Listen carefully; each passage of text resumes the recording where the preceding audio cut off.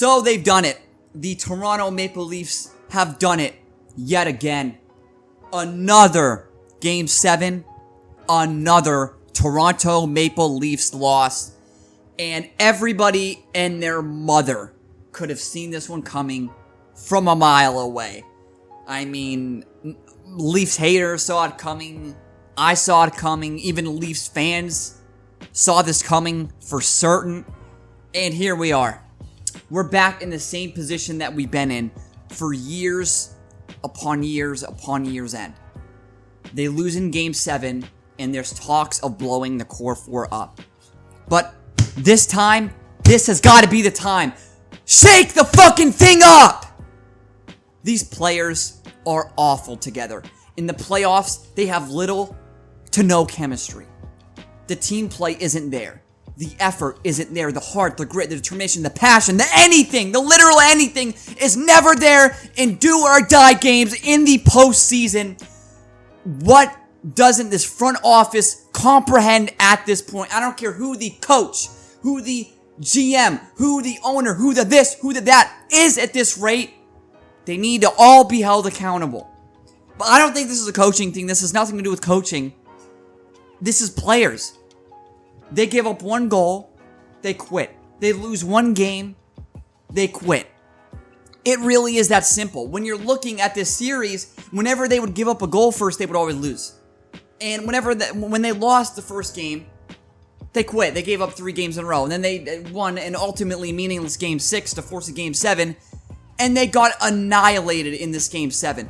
Mitch Marner, trying to be such a tough guy, rile up his fucking bench after they went down by like 3 or 4 goals or whatever the fuck it was. I don't know and I don't care. Even though I watched the whole damn game, I forgot. Was trying to fire his team out. Like, come the fuck on, Mitch Marner. You're going to be aptly named Mitch the Bitch after this because you are one of the softest players in the history of the National Hockey League. All of a sudden, you want to talk this super big game when you're down. Where was this earlier? Where was this passion? Where was this grit? Where was this determination earlier? Why is it then and now? What sense does that make?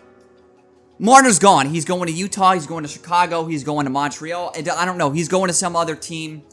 The Sharks, maybe. Yeah, the Sharks could probably use another fucking play. I mean, no. They wouldn't want a loser. They're not trying to build around Celebrini with loser players. That's for certain.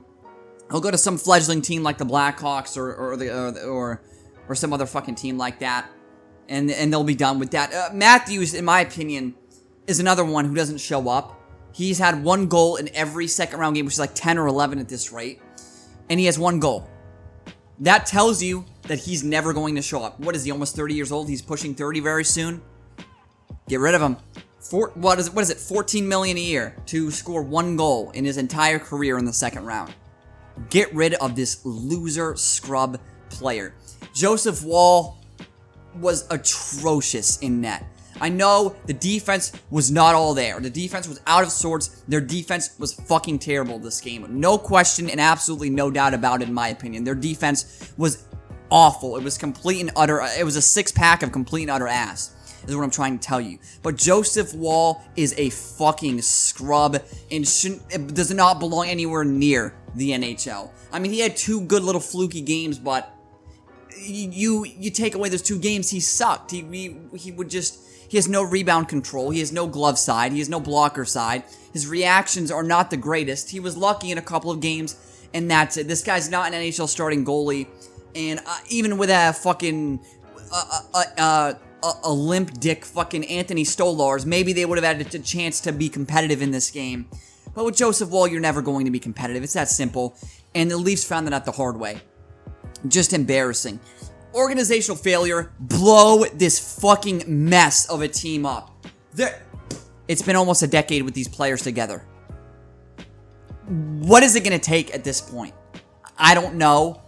And if you're a Leafs fan, I want you guys to sound off in the comments just how you feel and what you think should happen. Should this core stay together? Should they blow it up? Tavares not getting a new contract. He's going to go to someone. Maybe he'll have a fucking reunion with the Islanders or something. They hate him over there in New York. He won't fucking even think of going there. He'll go to fucking they're like the Senators or something. I don't know. I'll go to some team that just barely made the playoffs last year and try like the Canadians and try to make them better in some way. Even though he's actively made the Maple Leafs over the past 7 years of his contract fucking worse in the playoffs, and it's sad. It really is, because the media once again talks a big game every year about how the Leafs, this is a different team this year.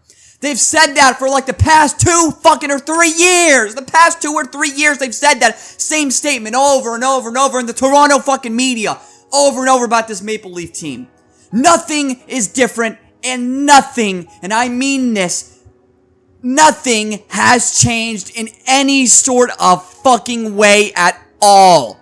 At all. Nothing has changed, and quite frankly, nothing will change. Blow the motherfucker up immediately. This team is a bunch of fucking losers. And if you're telling me if I'd rather be a fan of the Sharks. Like, if I was a Maple Leafs fan right now, I'd be like, you know what? Cheering for the San Jose Sharks doesn't sound so bad right now, because at least the Sharks, they don't have expectations. They can't choke something because they're not in a position to choke anything, because they're never in the playoffs. I guarantee you, come back to this video in 3 to 4 years, the Sharks will be a really good team. The Maple Leafs maybe will make the playoffs with different players, but with this current core, they'll never win anything substantial, and that's the bottom line. It's as simple as that.